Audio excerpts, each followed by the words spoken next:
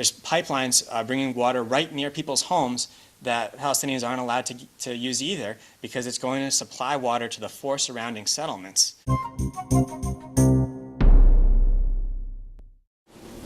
Hello, my name is Stanley Heller. Welcome to The Struggle. The Struggle is shown on 21 cable stations from Vermont to New York City, on the internet at thestruggle.org.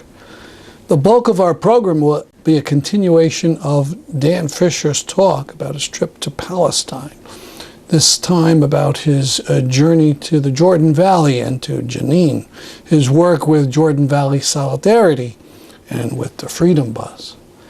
We start, though, with a tiny incident that illuminates the sky above the occupied territories. The Israeli paper Haaretz reported about the military going down to a town called al-Khir in the South Hebron Hills. The soldiers confiscated a toilet in an outhouse that had been built there to serve a Palestinian Bedouin man who suffered physically and mentally from a head trauma. But the lords of the Carmel settlement evidently objected and called civil administration, who came with soldiers, and claimed that the toilet violated a measure that the military had instituted several years before to stop transport of structures to the West Bank. This was done to stop more settlements by settlers. But here the order is going to be used against this Bedouin. Well, the Bedouin family explained that nothing had been transported. The tin outhouse had been constructed on the spot. It had been contributed by a humanitarian organization. In vain. The outhouse and toilet were confiscated by the Israelis. 2013, 16 of June, Malka. בעל הבית. אין שם על המבנה החדש שם, לא תראה איפה. איפה? הוא קונה גם שם עוד מבנה חדש. איפה הוא נמצא? יש פי. الواحد أربعة منها ها؟ لا عربي. ما תحكي عربي وأنا ما أحكي عبراني. أنا لا أسمع عربي. בוקר טוב, אתה יכול לתת לה לצלם, אין לי בעיה. תן לה את המצלמה שתצלם אותנו, אין לי בעיה שזה, תדבר איתי בכבוד. אתמול דיברו איתכם עתק, היו פה. אמרו לכם לא להביא לכאן את המבנה הזה, למה? שמחה יש לו בבית 3 שירותים, אנחנו לא רוצים 1 שירותים? 4. שירותים, אתה יכול לעשות בתוך האזור שלך, אין בעיה. פה אתה כבר יוצא. הוא קרקע, למה ילך שם? בסדר גמור. אתה גר פה, תלך תעשה שירותים שם, למה? אתה יודע למה הוא נכה? ביטחון לפני זה, שם שלו שלומי, הוא בנשק הראש על הראש שלו. עכשיו הוא אחי שלי נכה בבית, וזה איזה חוק? אתה רוצה שירותים, תעשה עם אישור. אין אישור, אסור לעשות את זה. פה נגמר הסיפור. אני ריבון פה, אני המפקד פה. שמעוני, אסף שמעוני.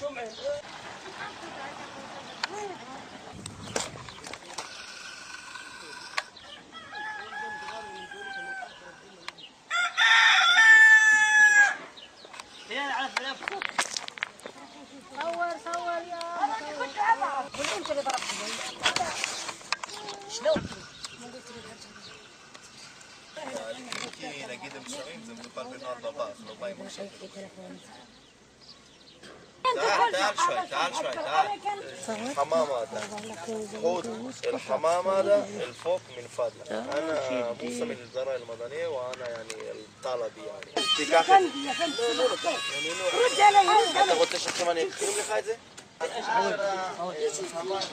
كثير مشهور يعني يوني مستندر وانا احنا ما في الارض صخر هات باقر هات لي مسموح باقر من الاداره المدنيه احفر جوره حمام انت هات لي انا ورقه من الاداره المدنيه احفر جوره حمام ازوخ الاداره المدنيه ما بقدر انت جيت من الاداره المدنيه بدك تخرب حمام وانا بدي اعمل حمام هربتونا 48 وجايين تلحقونا فيها ودونا على الاعراض عارفين ما يعرفوا هذا ما يعرفوا هاي تلفون يسجل خليه يعلم ما يفهموا هذا ما يفهم ردنا على الاعراض ارضنا تل الاعراض وين هي اوراق وفيها طاب وفيها كل شيء وفيها محمد اما انتم بالقوه ماخذين ردنا على تل الاعراض ردنا على ارضنا تل الاعراض هناك ردنا عليه ودينا عليه ليش يعني هنيتي ممنوعين وجبتونا من غاب ذبحتونا في 67 و 48 والحين هذا كمان جايين تلحقونا فيها ردنا على تل الاعراض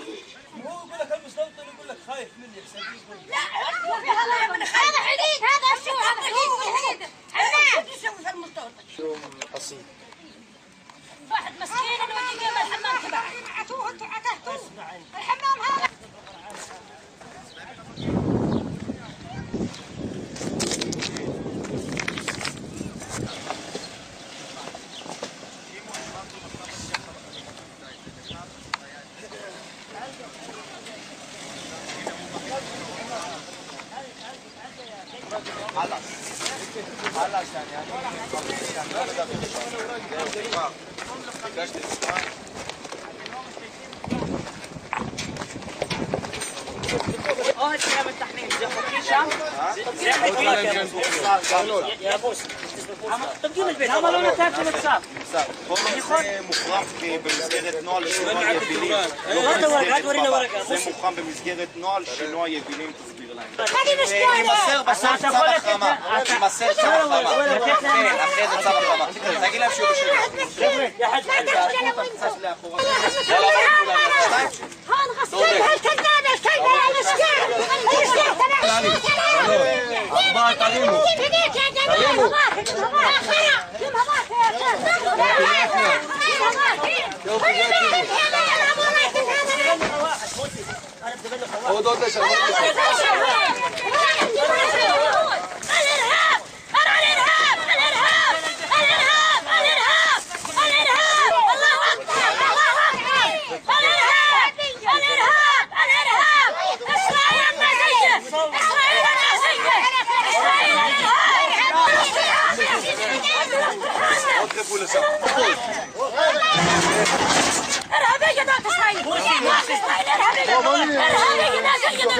اسمع لا يعرف ولا ضعيف ولا مسكين ارهاب ارهاب اسرائيليا ارهاب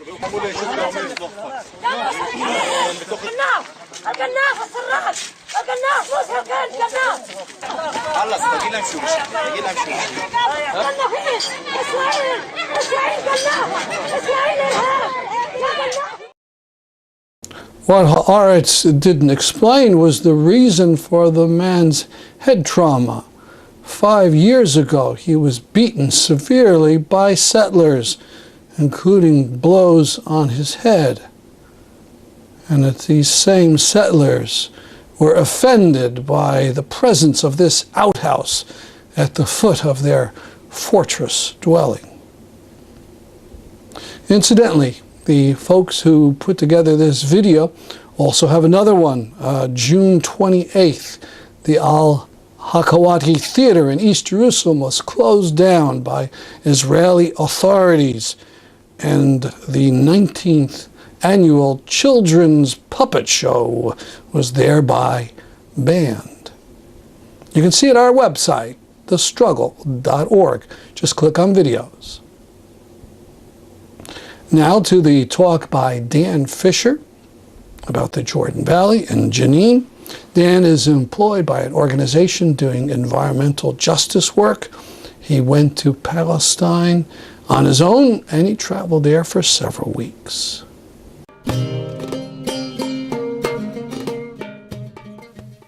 Okay, so the Jordan Valley. This is a map of the Jordan Valley, this area surrounded in the blue lines right next to the Jordan River in the West Bank. Now 98% of the Jordan Valley is in Area C. The West Bank is divided into 3 administrative zones.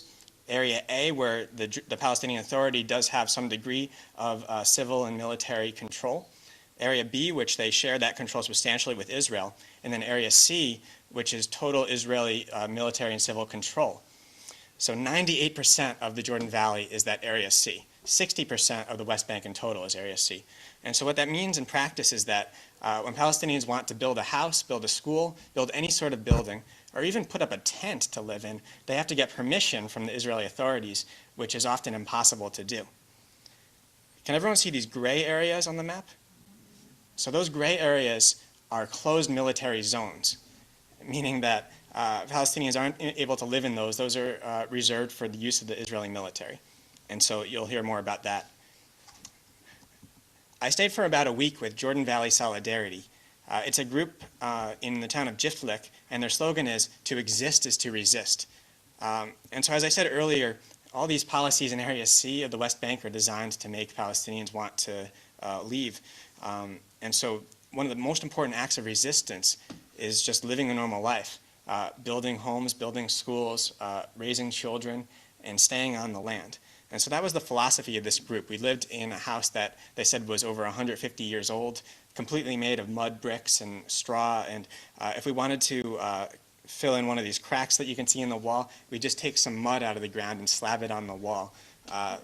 one time they put me in charge of sweeping the ground, and I wasn't sure what to do because the floor was all made of dirt, and so how are you supposed to sweep? And so what they showed me was you're actually supposed to hose it down so that it's wet, and then you're able to sweep it. Although I don't really know what happens when it dries, and then it's just more dirt, but I'll trust them on that. And so it was a beautiful view all around. Being in the mountains, I was really sad to leave this place of Jiftlik. And so we renovated the whole house. We made some chairs. We made a compost toilet. We made these tires actually became a staircase. We packed them in with rocks and mud, covered it with more mud, covered it with concrete. And so this became a sleeping area.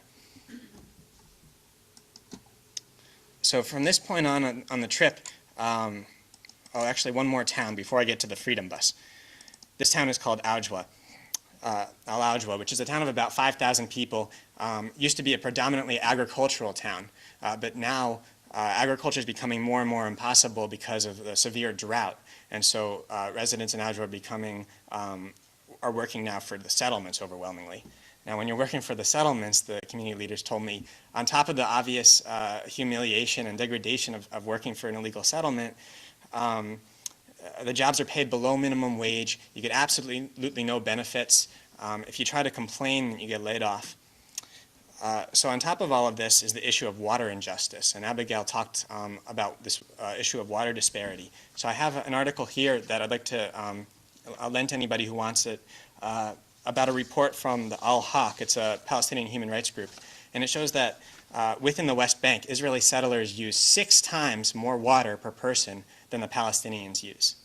That's the degree of water disparity. And so in Aujwa, there's 2 sources of water, the Jordan River itself and the Aujwa Spring. And so the Jordan River is becoming less and less drinkable, in part because of pollution. There's so much sewage that the Israeli settlers are throwing into the Jordan River that in 2010, Friends of the Earth Middle East declared it unsafe for baptism. So you can imagine it's unsafe for drinking. This is the Aujwa Spring, and it's also becoming less and less accessible, in part because of climate change, actually. Friends of the Earth explained to me. It's having longer and longer dry seasons every year, but mostly because of Israeli settlers taking the water. There's 6 Israeli wells on this spring and only 2 Palestinian wells. And we saw this site a lot. It's an Israeli-only well surrounded by a fence that Palestinians aren't allowed to access. And the only reason I could take photos was sticking my camera through the holes in the gate. And I'll show you more Palestinian homes, but predominantly in the Jordan Valley. They're made of mud bricks, they're tents, and in contrast, these are the Israeli homes. American-style houses with gardens, with trees, with lawns. It's really just disgusting. This is a town called Ibzik that I went to. Hiked up to the top of a hill with a group called the Brothers Organization, which is sort of a Palestinian version of the Boy Scouts in the town surrounding the city of Tubas. And we hiked up to the top of this really beautiful hill. We built some mud bricks to make a school there. Now, families live up in these hills, and they explained to us that just 2 or 3 weeks before we came there, thousands of Israeli soldiers came and used this whole area as a military training area. Oftentimes, Israeli soldiers leave behind landmines that children can get killed by. It's been known that these mines would be very colorfully colored so that they'd attract children. Okay, so at this point of the trip, we joined the Freedom Bus. So Freedom Bus is a 2-week-long trip. I was there for the first week, co-sponsored by Jordan Valley Solidarity and Freedom Theater, which is a theater group in the Jenin refugee camp. And so we went from town to town. The first week, the week that I was there, was in the Jordan Valley. And by day, we'd do political protesting, we'd do community service, and by night, we'd actually assist with the Freedom Theater's playback theater performances.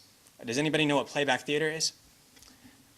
Okay, so basically, actors and actresses would be up on the stage, and somebody from the community, who often doesn't get their story heard very often, would come up on the stage and tell their story. So for example, in the town of Hadidiyah, someone told the following story. He and his brother were out in the hills herding their sheep when Israeli soldiers come and start yelling taunts and insults. And so he and his brother run away into the hills and sleep there overnight hiding. Now, it's very cold at night, and he didn't have a sleeping bag, he didn't have a blanket or anything. but he had to spend the night there. And luckily, his sister came and brought the sheep in for him. And it's a good thing that she did because, as he explained, oftentimes Israeli soldiers will actually take Palestinian sheep and put them into prison for sheep. And you have to pay bail to get them out. And so they'd act out the story then. They'd have song and dance and poetry in the meantime, and at the end they'd say to the community member, did it go something like this? And so it was a really therapeutic way of sharing stories with the community, with internationals, and now you all know the story.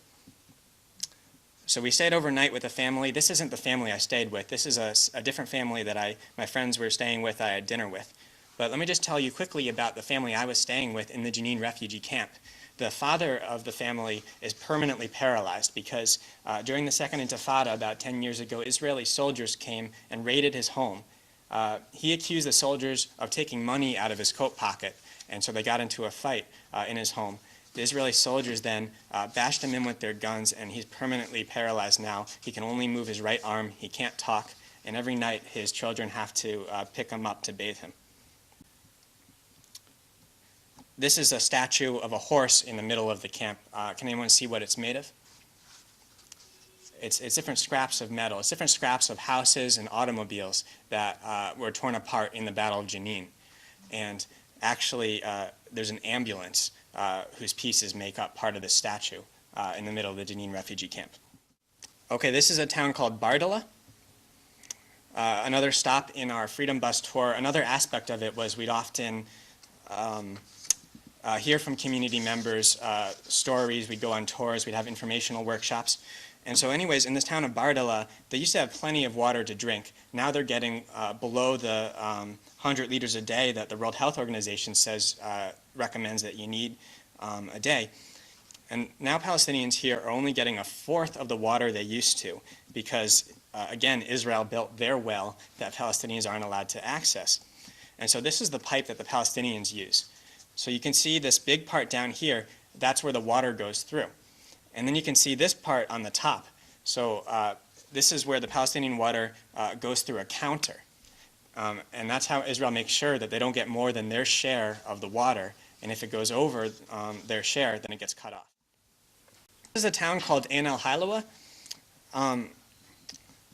It was a really wonderful town that I got to play parachute with the kids. I got to know some of the people in the family, in the different families, and so that's why it was especially horrifying for me to go home and read in the news the very next week that 8 families were in their homes, given eviction notices, told that in this town of Kirbat Samra, before I got there, our tour got there, the kids had to wake up at 5:30 in the morning just to walk to the nearest school. That means it must be 2 hours, 2.5 hours walk away. They have to go to school, then they have to take that same walk back. It takes up most of the day. And so, like I said, it's very difficult to get the permission to build a school. But we did build a school here. It went from looking like this to this in 2 days. Okay, so this was the March for Water Justice that we did in the town of Hadidiyah. So I'm going to read you a statistic real quickly. The World Health Organization recommends the minimum consumption level of 100 liters per day per capita of water. Israeli settlers in the West Bank use on average 369 liters of water per day. In this town of Hadidiyah I'm going to show you, the Palestinians there only get 22 liters of water a day. There's plenty of water underneath the ground. Plenty of water, actually, and we heard a number of stories in this town of people trying to go get water at the well and being harassed by Israeli soldiers. There's Israeli wells that Palestinians aren't allowed to access. Here's some more pictures, a common sight. There's pipelines bringing water right near people's homes that Palestinians aren't allowed to use either because it's going to supply water to the 4 surrounding settlements. And we walked right by the settlements, and we saw huge lawns and is the camera still going? Yeah. Okay. Huge lawns and fertile acres of cropland, trees, all made with stolen water. So we marched for water justice in Hadidiyah. Yep, we made it out of mud bricks. Is that what you're referring to? Yes. Okay, so this is fun. So the way that we made it is you dig a hole in the ground, and you dig up the dirt, and then you throw in some straw, and you throw in some water, and you take your shoes off, and you sort of dance and mix the mud together. And then you take the mud and you put it in a wooden mold, and you pick the mold and you let it dry overnight, and then you have a mud brick. So I have a picture of the mold, what that looks like, in the town of Ibzik. What happens when it rains? It really doesn't rain very often, which is why it's so ridiculous that the Israeli settlers have these European-style roofs. Actually, during the March for Water Justice, there was a big sandstorm that made it very difficult to walk. We all had to cover our eyes with the free T-shirts they gave us. And we were hoping it was going to rain, though. You know, it would have been a very good thing. So this is Fasail. After the March for Water Justice, we went to this concert. Abigail told you about Debka music. This is the Ministry of Dubki, which mixes in with Debka reggae music, electronic music, and the members were on the Freedom Bus with us. And then this is a group that some of you might have heard of called DAM, or D-A-M, and they're a hip-hop group that performed. So this pink flower over here is the whole fishy flower, and I have a real photo of it. And the whole fishy flower is the symbol of Jordan Valley solidarity. You find it very often in the Jordan Valley, and it just sort of symbolizes stubbornness and resilience, and it's a really beautiful flower. This is the Bab al-Sham's tent protest, some of you might have heard of, which is blocking construction of the E1 illegal settlement, which would bisect the West Bank in half. And so they got in these tents to protest the construction, and we drove by it in a bus.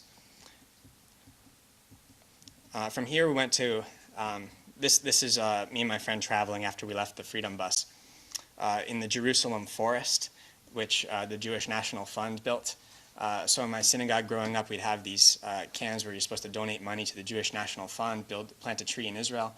It turns out that the Jewish National Fund is one of the main players in the Israeli apartheid. They have 6 seats on they have 6 seats on the Israeli Land Authority of the 13 in total, which controls 93% of the land of Israel.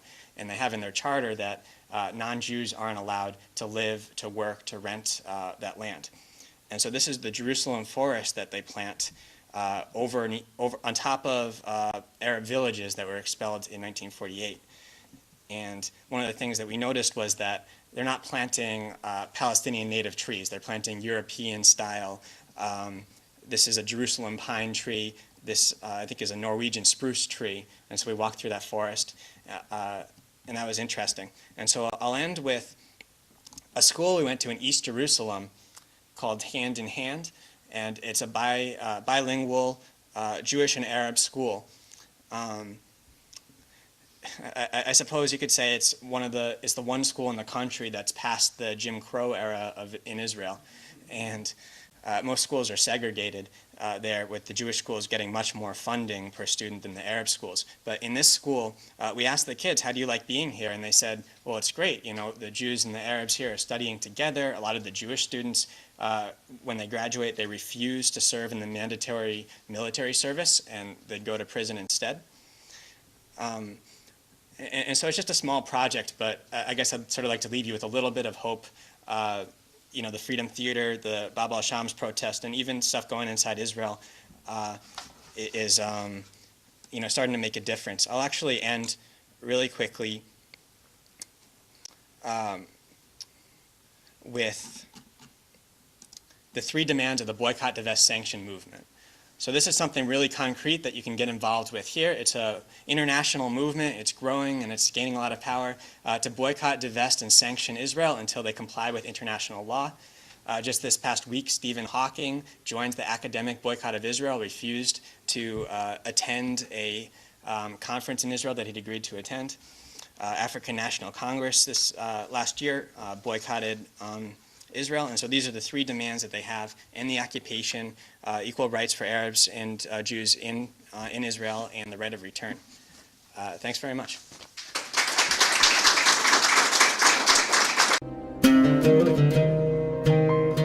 Sure. I don't think that there's a very clear-cut answer to that. I went to the sort of synagogue where on my bar mitzvah day, I'm sitting up on the bima with the kippah on my head, and my rabbi's giving the sermon about how great the Iraq War is going to be for Israel. And he ends with the words, "God bless George W. Bush." And so I guess I've made a little bit of a transformation since then, mostly just by doing reading. A good book to start with, I think, there's two books. One is Overcoming Zionism by Joel Koval. Another is The Ethnic Cleansing of Palestine by LouAnn. So, for instance, if you read the Zionist, that in my Hebrew school, we didn't all have to read the Bible. We all did have to read The Case for Israel by Alan Dershowitz. And so he says in that book that the Deir Yassin massacre during the 1948 war was an anomaly for the Zionist soldiers, and that it didn't represent what actually was the standard operating procedure of the war. And so what you find from LouAnn's book is that there were actually 31 confirmed massacres, not one. So just looking at the facts, I think, is probably the best way to change people's minds, share stories and share the facts.